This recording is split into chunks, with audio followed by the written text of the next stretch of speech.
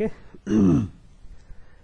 आज हम लोग शुरू कर रहे हैं second chapter, first chapter of कौन सी किताब? Happiness and immortality.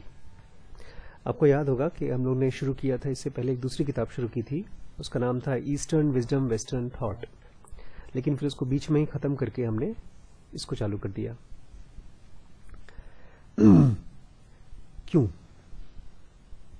ये क्वेश्चन आना चाहिए मन में आपके, क्यों सर आप बार बार ऐसे? क्योंकि आपको भी शायद लगे कि हम लोग कैजुअल हो रहे हैं, कभी एक चीज पढ़ रहे हैं, फिर कभी एक चीज, लोग कहेंगे कंसिस्टेंट क्यों नहीं हो रहे हो। देन आई रियलाइज्ड कि इसको मैं क्या जवाब दूं मैं आपको। अगर आप मुझसे ये पूछें तो मैं इसका क्या जवाब दूं। इसके बारे में जब मैं सोच रहा था तो इस चैप्टर का नाम, जो फर्स्ट चैप्टर है, वो मेरा जवाब की तरह आ गया। इसका नाम है the perennial problem of philosophy. Perennial मतलब बहुत पुराना, हजारों करोड़ों साल पुराना। करोड़ों नहीं बोलेंगे, हजारों बोलेंगे, बिकॉज करोड़ों साल पहले तो इंसान थे ही नहीं। बहुत पुराना प्रॉब्लम ऑफ फिलॉसफी। ये तो फिलॉसफी की प्रॉब्लम है। इसके पहले आज मैंने स्कूल में कुछ बच्चों से सवाल पूछा है एक क्लास में, आपकी प्रॉब्लम क्या है? आपकी प्रॉब्लम क्या है जो चीज आपको सुबह से लेकर शाम तक ड्राइव कराती है? या तो आपके माँ बाप होंगे, या तो जैसा आपके लिए कुछ वो प्रॉब्लम्स हैं, अच्छे मोटे महंगे महंगे गैजेट्स। ये आपकी प्रॉब्लम है कि नहीं है? ये इनकी प्रॉब्लम नहीं है, आपकी प्रॉब्लम है। तो हमारी प्रॉब्लम हमको घुमाती है। अगर हमको सही सोल्यूशन पे पहुंचना है तो सही प्रॉब्लम हमारी प्रॉब्लम होनी चाहिए। ये फिलॉसफी की तो प्रॉब्लम है, लेकिन अगर हमारी प्रॉब्लम वो नहीं है तो हम कहीं नहीं पहुंचेंगे। जैसे हमारे यहाँ एक साफ सफाई करने वाला आता है, तो अगर सही प्रॉब्लम हमारी प्रॉब्लम नहीं होगी तो हम कहीं पहुंचेंगे नहीं। जैसे मैं घर के अंदर घुसा, आपने मेरे चेहरे को देखकर सबसे पहले बोला वाह सर बड़ा सुंदर चश्मा है आपका, तो आपने तुरंत उस चश्मे को अपना एक कंसर्न इश्यू बना लिया कि अच्छी चीज है, कल को जब मेरे पास कुछ अफोर्डेबिलिटी आएगी तो मैं उसको खरीदूंगा, है ना? सोचा तो होगा। हम लोग जब भी कहीं जाते हैं, किसी से मिलते हैं, तो अक्सर हम दूसरों की इश्यूज, दूसरों की चीजों को हम अपनाते हैं, चाहे वो हमसे ताल्लुक हो चाहे ना हो। हम दूसरों की इश्यूज जब अपनाते हैं तो दूसरों की प्रॉब्लम्स भी हम अपना लेते हैं। इसलिए हम प्रॉब्लम में रहते हैं। बहुत बचपन में हम सबको वो फीलिंग आई होगी, बचपन में क्या बाद में भी, अभी भी आती होगी। आज मैंने एक 100 साल की औरत को देखा। 100 साल की औरत अल्ट्रासाउंड कराने आई थी। वो मेंटली सेन नहीं थी।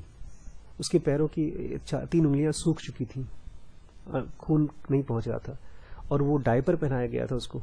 पॉटी, उसका बच्चा था, पोता था, बोलता बार बार बोलता कहीं पॉटी न कर दे बुढ़िया, सेंसेस भी नहीं रहती, और बार बार बोले पानी पीना है, पानी पीना है।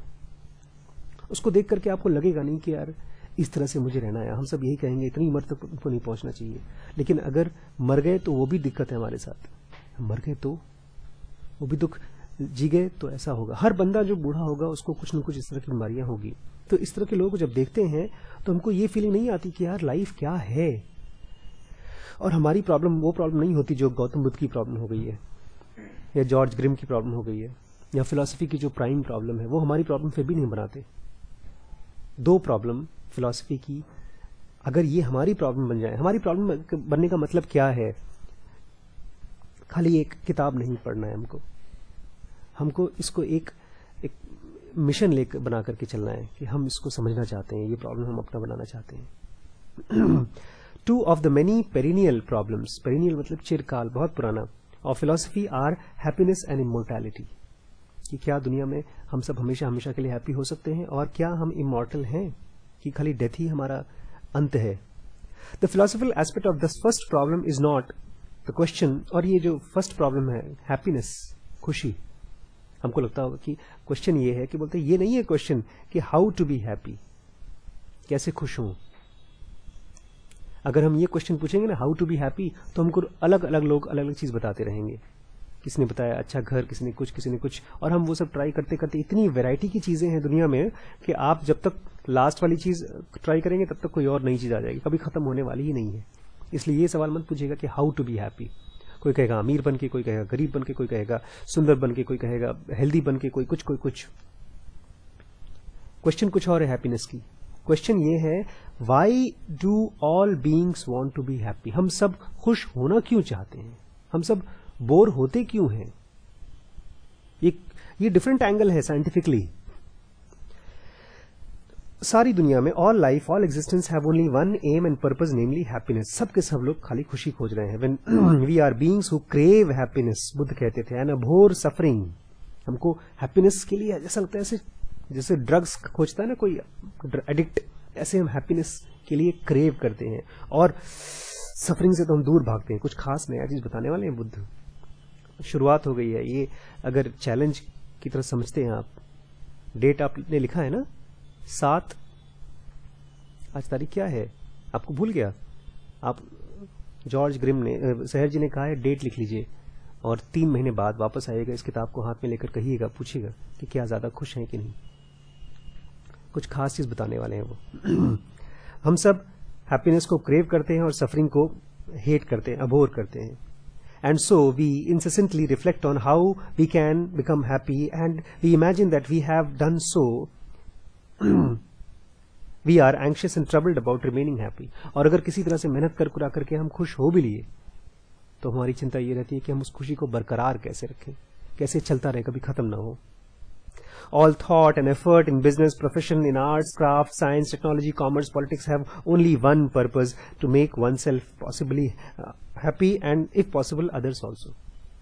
सब जगह, सब दुनिया में, जहां जहां जिस भी फील्ड में जाएंगे, पॉलिटिक्स में, हर जगह पर खुद को खुश करने की कोशिश करते हैं। खुद को कर लिया तो दूसरों को भी। ऑल स्टेट्समैन, सारे बड़े बड़े politicians, leaders, industry, the nobler they are, जितने और समझदार होते हैं, the more they aim at making their fellow citizens happy. खुद काफी खुश हो चुके होते हैं और चाहते हैं कि दूसरों को भी खुश कर सकें। All philosophers search for indestructible happiness. और जो फिलोसोफर्स है वो तो ऐसी खुशी खोजते हैं जो इनडिस्ट्रक्टेबल है, जो कभी खत्म ही नहीं हो सकती। All religions promise their followers eternal bliss.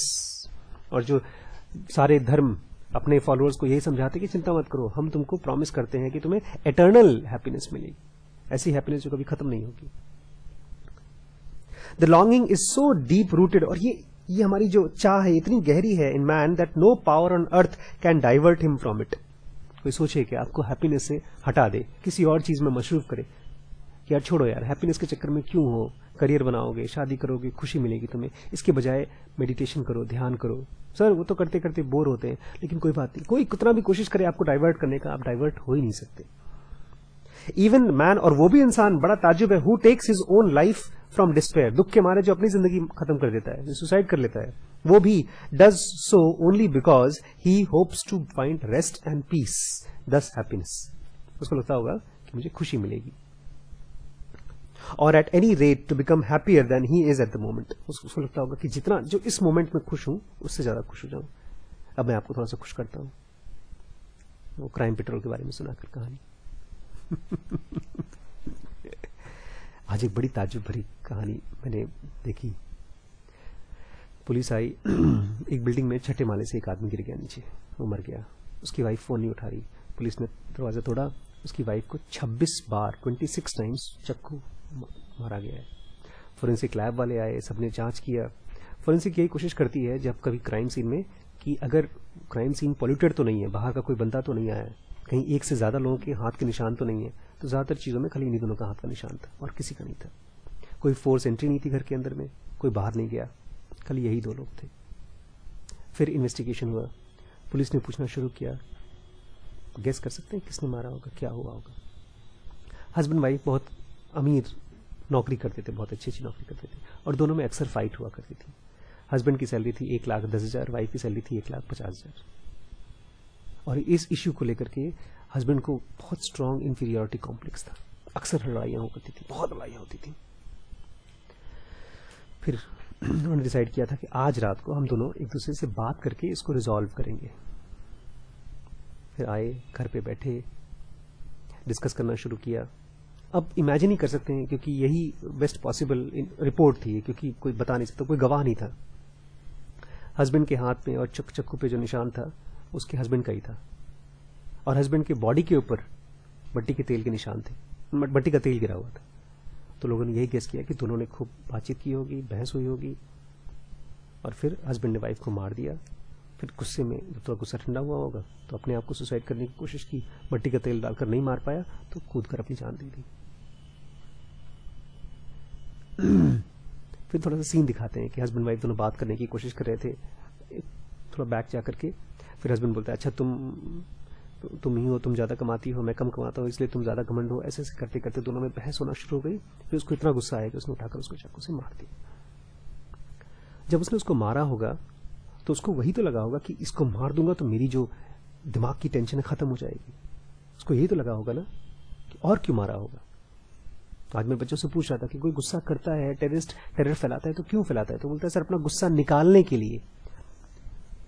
जब गुस्सा निकालता है उसको आपकी भाषा में सेटिस्फैक्शन या खुशी तो मिलती होगी ना।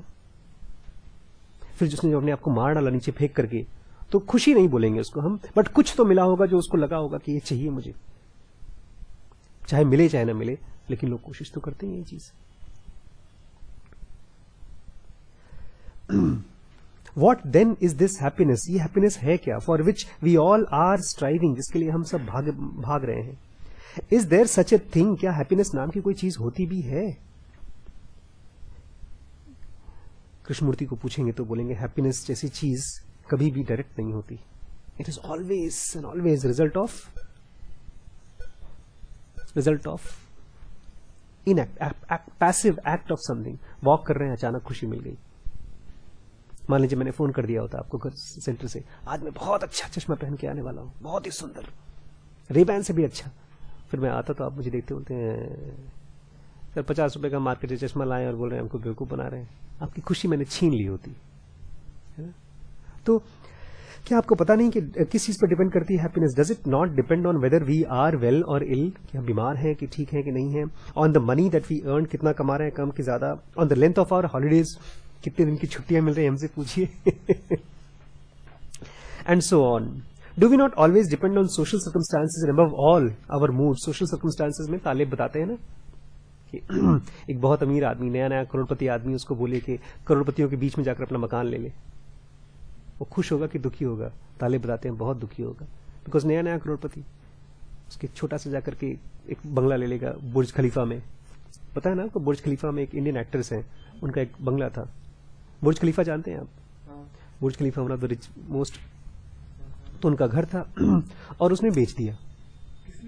उस औरत, शी इज एन एक्ट्रेस, कौन है, शिल्पा शेट्टी, उनका घर था उधर। तो उन्होंने क्यों बेचा पता है? क्योंकि इतना छोटा सा घर था, उनके नौकर चाकर जब उनके साथ आते थे तो उनको रहने की जगह नहीं होती थी। और एक साइकोलॉजिस्ट एक टर्म बोलते हैं रिलेटिव डिप्रीवेशन, कि जब बहुत अमीरों के बीच में आप खड़े होंगे तो आपको कैसा लगेगा? आपने बचपन में सोचा होगा अमीरों के साथ खड़े होंगे लाइन में। मुझे एक डीएम बता रही थी यहाँ पे, आशीष तुम्हें क्या लगता है? मैंने कहा क्या लगता है मैम? बोलते हैं जब डीएम की लाइन में खड़े हो ना तो मुझे सबसे आगे रहना है। तो क्या है हमारे सोशल सर्कमस्टांसेस, और सबसे ज्यादा इंपॉर्टेंट हमारा मूड और हमारा पैशन, इस चीज पर डिपेंड नहीं करता। Are we not constantly in search of diversions and amusements? और जब खुशी आप खोज ही रहे हैं तो आपको क्या लगता नहीं कि आप अक्सर डाइवर्जन्स में और अम्यूजमेंट्स में खो दे रहे हैं अपने आप को? जैसे कि कोलोजल इन्फ्लुएंस ऑफ ढेर सारा चीज हमारे ऊपर फेंका जाता है, press, television, radio and films. ये प्रैक्टिस है, कभी आप करना चाहें तो इन चीजों से अगर बचा के रखें तो शायद कहते हैं खुशी मिल सकती है। एनीवेज आगे बढ़ते हैं। सहर जी कह रहे हैं the argument in this book will reveal something quite new and singularly great. बहुत ज्यादा सिंगुलरली ग्रेट मतलब वो अपने आप में अलग, इसकी महानता आप रोक नहीं सकते, बहुत इंपॉर्टेंट है।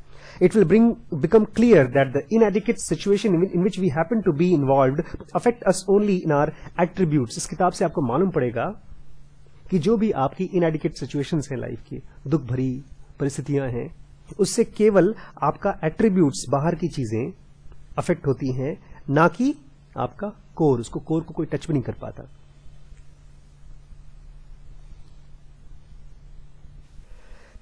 तो इन चीज़ों से जिनसे आपको लगता होगा कि ये खुशी मुझे नहीं मिल रही है, मैं पैसा कमाना चाहता हूँ, मैं गर्लफ्रेंड मेरी छोड़ के जा रही है, इन ढेर सारी चीज़ों से जिसको आपको लगता होगा कि मैं परेशान हूँ, ये आपके कोर को छू भी नहीं पाते, ये तो खाली ऊपर ऊपर रहते हैं।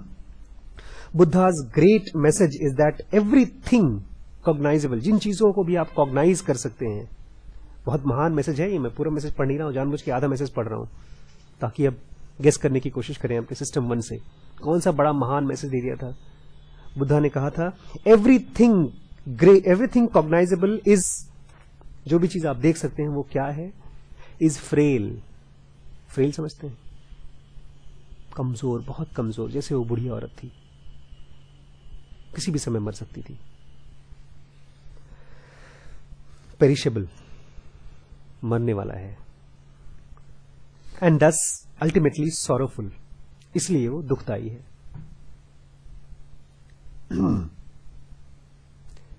एक भाई साहब मेरे साथ थे कुछ दिन पहले, हम दोनों साथ में बैठे हुए थे और किसी ने उनको कुछ बताना था, किसी बच्चे को, अपने से करीब 10 साल छोटे बच्चे को कुछ बताना था। जैसे मैं हूं 40 साल का, तो मुझसे कोई छोटा हो 30 साल का, तो उसको मैं कुछ बताऊं और वो ध्यान से ना सुने मेरी बात, ऐसे ही अवॉइड कर दे तो खराब लगेगा, और सबके सामने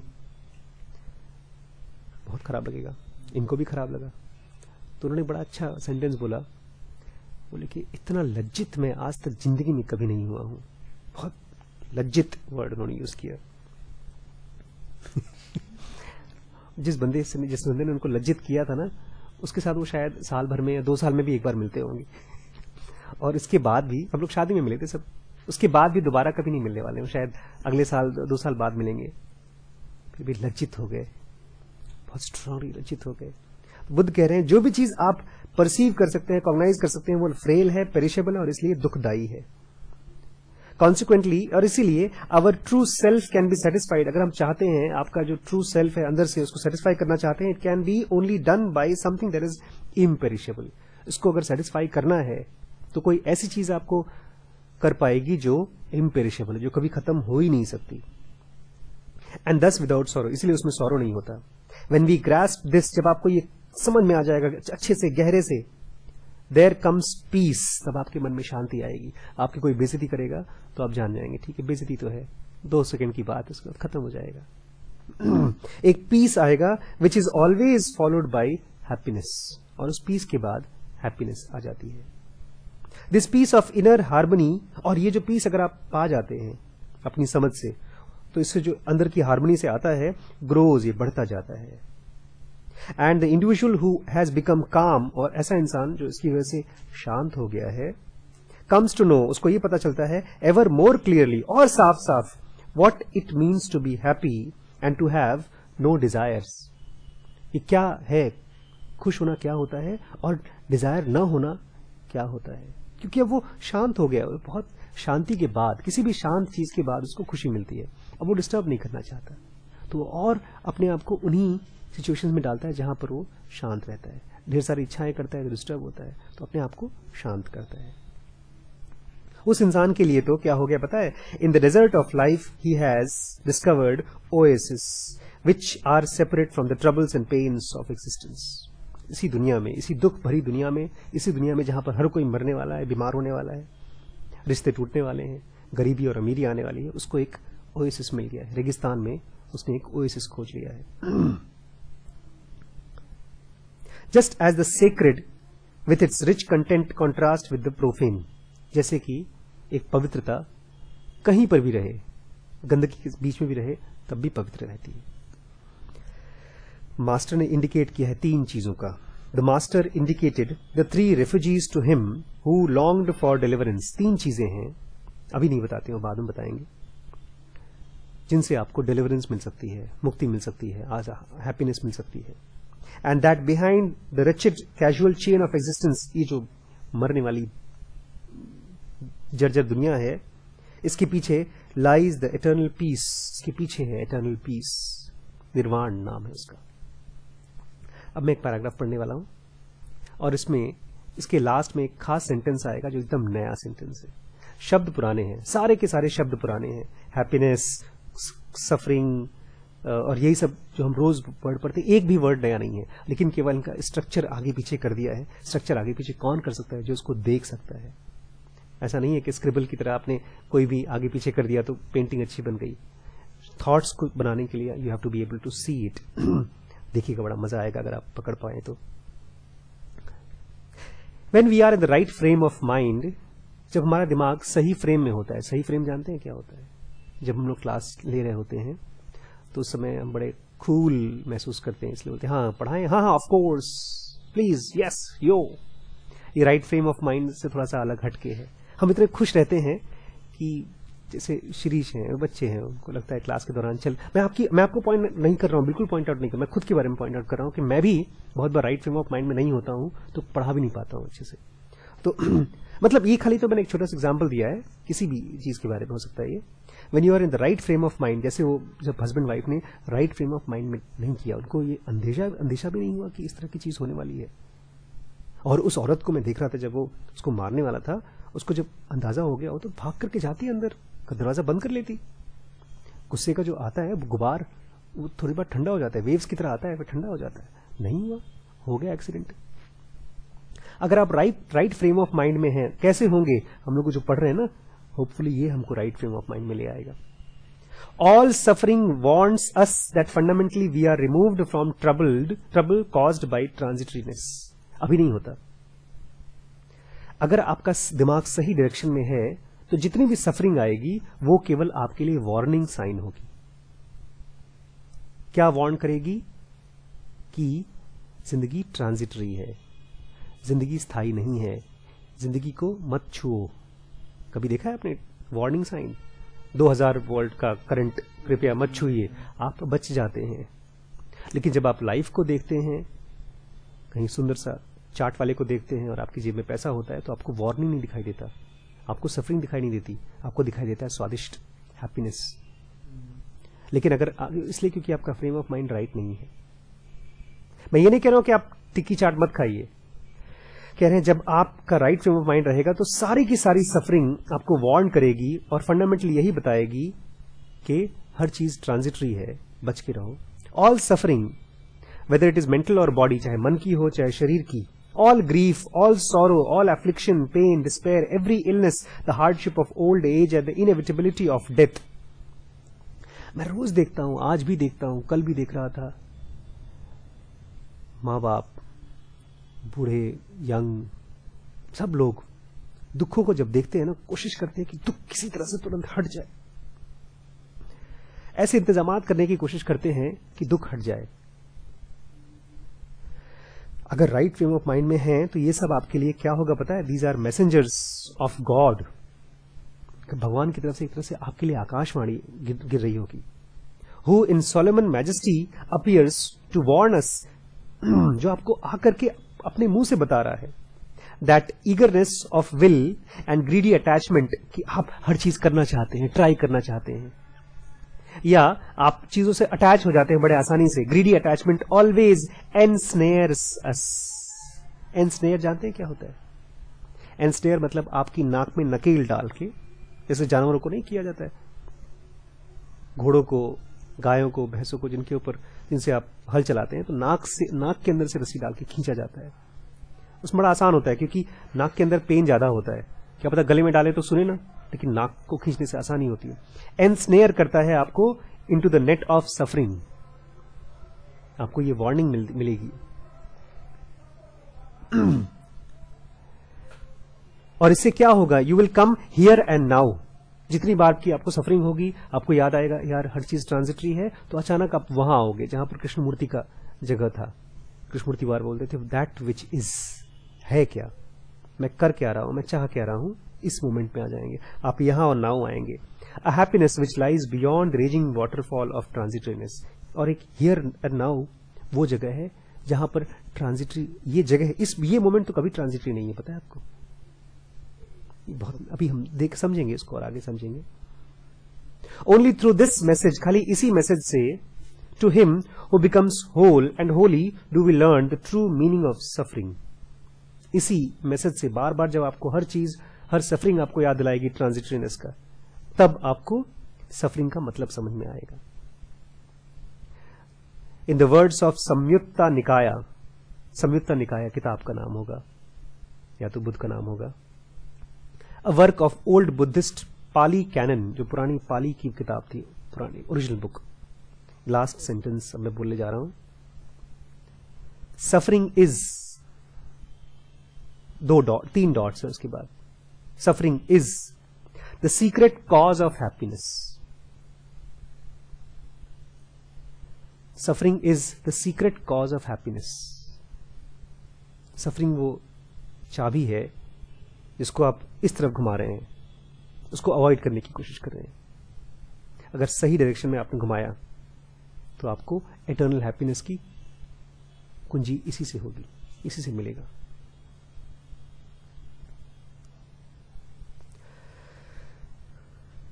The discussion in the present volume teach that detachment and freedom from ties do not make us narrow-minded and obtuse, but enable us to become broader and freer for the highest and the most exalted task. आज किसी ने share किया था एक WhatsApp पर message कि अपने बच्चों को अगर आप ये चाहते हैं कि वो इनकम टैक्स भरें सही, तो वो जब 3 चॉकलेट पाएं तो उसमें से एक छीन लीजिए। उसको जब टिक्की खिलाएं या कुछ भी खाना खिलाएं, अच्छा सा स्वादिष्ट खाना दें, तो उसमें से 1/3 हिस्सा गायब कर दीजिए, उसके सामने से छीन लीजिए। तो उसको एहसास हो जाएगा बचपन से ही कि इनकम टैक्स वाले यही करते हैं, आपकी इनकम में से छीन लेते हैं पैसा। तो ऐसा होगा नहीं होगा। आपको अगर आपसे छीन लिया जाएगा कोई चीज तो आपके मन में केवल रोष पैदा होगा, फ्रस्ट्रेशन पैदा होगा। कह रहे हैं कि जब आप इसको पढ़ेंगे, यहाँ की डिस्कशन पढ़ेंगे, तब आपको यह एहसास होगा कि डिटैचमेंट और फ्रीडम, जब चीजों से आप अटैच नहीं होंगे और जब फ्री हो जाएंगे अपने टाइज से, चीजों से आपने जो बांध रखा है उनसे जब आजाद होंगे, तब आप नैरो माइंडेड नहीं होंगे, आप ऑब्ट्यूज नहीं होंगे। नैरो माइंडेड मतलब संकीर्ण दिमाग वाला, किचकिची करने वाला। लेकिन ऐसा होता नहीं है। लोग डिटैच होते हैं फिर भी नैरो माइंडेड होते हैं। बूढ़े बाढ़े लोग, एकदम बूढ़े, जिनके बच्चे उनको छोड़ के चले जाते हैं, डिटैच हो चुके हैं। एक आदमी उसका पैसा छीन लीजिए, उसको डिटैच कर दिया आपने उसको, फिर भी वो नैरो माइंडेड हो जाता है और गुस्से वाला हो जाता है और ऑब्ट्यूज हो जाता है। ऑब्ट्यूज मतलब बहुत गुस्से वाला। जब डिटैचमेंट से नैरो माइंडेडनेस नहीं आती, अच्छा आदमी होता है, तो क्यों होता है ऐसा? क्योंकि ये फोर्स्ड है, ये डिटैचमेंट फोर्स्ड है, जबरदस्ती कराया हो डिटैचमेंट है। जिस डिटैचमेंट की सहर बात कर रहे हैं, जैसे आप मुझसे कहें कोई महंगा सामान यूज करने के लिए, मैं नहीं कर सकता, आई एम डिटैच्ड, वो नेचुरली है। लेकिन जिस बेचारे को, बंदे को पसंद है, उस महंगी कार पसंद है, उसको छीन लीजिए तो उसके मन में केवल रोष पैदा होगा। इसलिए इस किताब को जब पढ़ें तो इसलिए ना पढ़े क्योंकि आपको डिटैच होना है। आप ये समझिए कि यार जो बंदे डिटैच होते हैं, जो सब कुछ छोड़ छाड़ देते हैं, वो क्यों? एक कहानी है, ज़ेन कहानी है, उसमें मैंने शायद आपको बताई भी, बहुत बार बताई है। चोर ज़ेन मॉन्क को पूछता है, एक ज़ेन मॉन्क था, साधु था, भीख मांगता था, तो एक राजा उसका बड़ा फैन था। उसने उसको बुलाया कि तुम ये भिक्षा मांगते हो इस कचरे, एक बर्तन में, पुराने बर्तन में, इनफैक्ट स्कल था, पुराना स्कल था, उसमें भिक्षा मांगता था। बोलता है इसको हटाओ, सोने का बर्तन बनाया मैं तुम्हारे लिए, सोने का बर्तन बना के दे दिया हो। तो ये जब भी इसका रूटीन था कि खाना पीना खा के अपना स्कल झोपड़ी में से बाहर फेंक देता था, फिर अगले दिन उठाया था, उसको धो करके फिर भीख मांगने जाता था। इसका रूटीन था। और जब एक सोने का बर्तन लेकर आया, एक चोर की नजर पड़ गई कि भाई भिखारी को इसकी क्या जरूरत है। पीछे पीछे आया और जैसे इसने घर के अंदर घुसा तो उसने वही रूटीन फॉलो किया, सोने के बर्तन को बाहर फेंक दिया। चोर को तो विश्वास ही नहीं हुआ। उसने कहा ये फेंका क्यों? बोलते हैं क्योंकि मेरे पास इससे बहुत कीमती चीज है, ये उसके कंपैरिजन में कुछ भी नहीं है। वो तो चोर था, उसको लगा इससे भी जो कीमती चीज है वो क्या है। फंस गया बेचारा। मैं चाहता हूं उसी चोर की तरह आप पूछें, इस किताब को पढ़ें। ये नहीं कि जो आपके पास है उसको छोड़ें, फेंकें ना। ये पूछें कि बुद्ध जैसे लोगों को इससे भी ज्यादा कीमती चीज क्या मिल गई कि वो गैलेक्सी S7 के चक्कर में नहीं पड़े। उस समय तो था भी नहीं गैलेक्सी S7। जब आपके अंदर में डिटैचमेंट आएगा और आपकी टाइज से, आपके बंधनों से आपको मुक्ति मिलेगी, तब आप देखेंगे आप तैयार होंगे। You will become broader and freer. आप आजाद होंगे और माइंड आपका ब्रॉड होगा। किस लिए? For the most exalted task, बहुत बड़े काम के लिए आपके पंख खुलेंगे। Just as malice and spite spring from inner adversities, अंदर की जब तकलीफें होती हैं, रोज रोज कोई परेशान करे आपको, पढ़ते नहीं हो तुम, यही मार्क्स लेकर आए हो, तुम तो फेल होगे, तुमको तो नौकरी भी नहीं मिलेगी, तुम्हारी तो शादी भी नहीं होगी, ये तो हमारे ऐसे माँ बाप हैं जो तुमको पाल पोस दे रहे हैं, कोई और में होते उनको घर से निकाल दिया गया होता। इस तरह की बातें जब रोज रोज रोज रोज सुनते हैं तो अंदर क्या पैदा होता है? मैलीस एंड स्पाइट, केवल गुस्सा, दुख और गुस्सा, अपने ऊपर कॉन्फिडेंस नहीं आता। तो जैसे ये होता है, ऐसे ही so do genuine goodwill and benevolence come from one's own happiness. जब आप अंदर से खुश होते हैं तब आपके अंदर में गुडविल और बेनेवलेंस आती है। दूसरों को देखते हैं, कोई आदमी बहुत खुश होता है तो उसको बहुत गुस्सा नहीं आता किसी के ऊपर। आपने कभी लंबी ट्रैवल ट्रेन में बताने की नहीं होगी, ट्रेन में सब कंजूस होते हैं, पैसा दे करके अपनी सीट लेते हैं और किसी को नहीं बैठाना चाहते। अगर कोई बाहर का आ जाए, बोले 5 मिनट, ना बैठे, फैल जाएंगे, और बैठे तो लेट जाएंगे अपनी कुर्सी पर। एक बार मैं जा रहा था इलाहाबाद बंबई से, और मेरे नीचे की जो सीट थी वो एक लड़की की थी, और वो बिठाया रहा था कि कोई भी आ जाए बैठो। एक औरत आई, उसको बिठा लिया, उसका बच्चा उसको बिठा लिया, एक और आदमी उसको बिठा लिया, और उसने बगल में कोने में बैठा है, और वो खुश, पूरे टाइम खुश। 24 घंटे का सफर था। मैं बड़ा क्यूरियस हुआ, यार ये बड़ा अजीब लड़का है। मैं नीचे गया, उसको पूछा मैंने, क्यों शादी होने वाली है क्या? He was very, I just, मैंने तुक्का मारा था। तुम्हारी दोस्ती हो गई। जब आदमी बहुत खुश होता है तब उसके अंदर में से गुडविल आती है, बेनेवलेंस आता है, उसको ये समझ में आता है, as I am, he who first frees himself, जो अपने आप को पहले आजाद करता है, in this way learns to understand his fellow man, फिर वो दूसरे लोगों को समझ पाता है। मुझे भी पहले बहुत गुस्सा आता था पेरेंट्स पे, अपने भाइयों पे, बहनों पे, लोग मुझे समझते क्यों नहीं है। फिर एक दिन मेरे साथ जादू हुआ ज़ेन योगा के थ्रू, तब मुझे समझ में आया कि मैं अपने आप को क्यों नहीं समझता हूं। तब मुझे मालूम पड़ा कि असल में जब मैं समझ नहीं रहा हूं अपने आप को, उस समय मेरा इमोशन है जो जिसने मेरी बुद्धि को किडनैप कर रखा है। थोड़ी देर वेट किया, ज़ेनोवा ने कहा था वेट करो, 3 स्टेप करो, खाना कम खाओ, थोड़ी थोड़ी चीजें करने की कोशिश की, तो देखा तो कुछ देर के लिए इमोशन छोड़ के जाता भी था, मतलब जैसे किडनैपर था इमोशन, कभी कभी चला जाए, फिर बुद्धि खुल जाती थी। लगता था यार, तो जब खुद के बारे में समझ आई तब दूसरों के बारे में भी समझ आई। Then this way they learn to understand his fellow man, फिर उसको ये समझ में आता है, as I am so are they, ऐसा मैं हूं ऐसे ही तो वो लोग भी हैं, and as they are so am I, जैसे वो हैं वैसे ही तो मैं भी हूं। तब मुझे अपनी माँ, अपने पिता के ऊपर की रोष खत्म हो गया, फिर डिसॉल्व हो गया।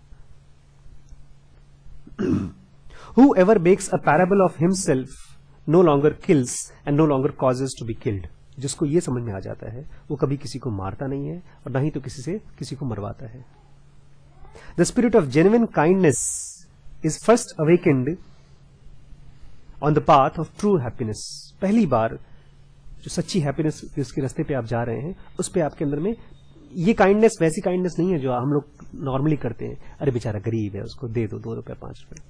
आप पहली बार असली काइंडनेस महसूस करते हैं उस रास्ते पर। The spirit of compassion and joy in the happiness of others, पहली बार आपको दूसरों की खुशी में अंदर अच्छा लगने लगता है। जब ऐसा होता है तो होता क्या है, this creates a purified consciousness, आपके अंदर का जो चेतना है ना, उसमें रोष आता ही नहीं है, रिएक्शन आते ही नहीं है, एक प्योरिफाइड कॉन्शियसनेस होती है, that leads to a sublime and holy equanimity. और जब ऐसा होता है तो एक इक्वानिमिटी आती है, सबलाइम इक्वानिमिटी। इक्वानिमिटी जानते हैं क्या होता है? समभाव, गीता में है इक्वानिमिटी। बोलते हैं जो योगी होता है वो दुख और सुख को के लिए सम रहता है, दुश्मन और दोस्त के लिए सम रहता है, अमीरी और गरीबी के लिए सम रहता है। ये सब चीजें जब आती हैं तो दोनों के लिए एक ही रिस्पॉन्स रहता है। Is that so? याद है ना? तो उसके अंदर में एक इक्वानिमिटी आता है, किस लिए? To all insult and injury we may encounter, जो भी इंसल्ट हो या इंजरी हो उसके लिए वो वैसे ही रिस्पॉन्ड करता है जैसे बड़ी खुशी रिस्पेक्ट के लिए करता है। इसलिए कृष्णमूर्ति ने लिया नहीं था वो जो प्राइज दिया जा रहा था ना, बोले क्या करूंगा मैं, तो जो लोग बुरा बुरा बोलते थे उसके लिए भी कोई बहुत रिस्पॉन्स नहीं आता था। There is the sordid and there is the sublime. Sordid मतलब घिनौना, देखो ये घिनौना भी है और यहाँ पर सबलाइम भी है। क्यों उसको असर नहीं करते थे? Because there is an escape into the sphere beyond the realm of perception. क्योंकि उसके पास अपने शरीर के अंदर ही एक दरवाजा मिल गया है, इसके जरिए वो वहां चला जाता है जहां पर कोई परसेप्शन नहीं जा पाती। परसेप्शन जानते हैं ना, कोई चीज टच नहीं कर सकता उसको। कुछ ऐसी कमाल की चीजें मैंने पढ़ी इसमें जो बहुत मजा आएगा। जैसे नहीं बोलता है, if you are the one, good things are going to come. The seeker of the true happiness, जो सच्चाई में सच्ची खुशी खोज रहे हैं, who cannot be dazzled and deceived by the fascination of momentary happiness, जो momentary happiness, TV, film, respect, रुपया, पैसा, इन सब से जिसको dazzle नहीं होता, जिसकी आंखें चकाचौंध नहीं हो जाती, ऐसा इंसान क्या बनता है पता है? He becomes a sage, एक साधु बनता है। Just as a real philosopher thinks for himself, but sophists for others, the former alone being in earnest, so does the true religious man find the eternal within himself on the path of silent realization.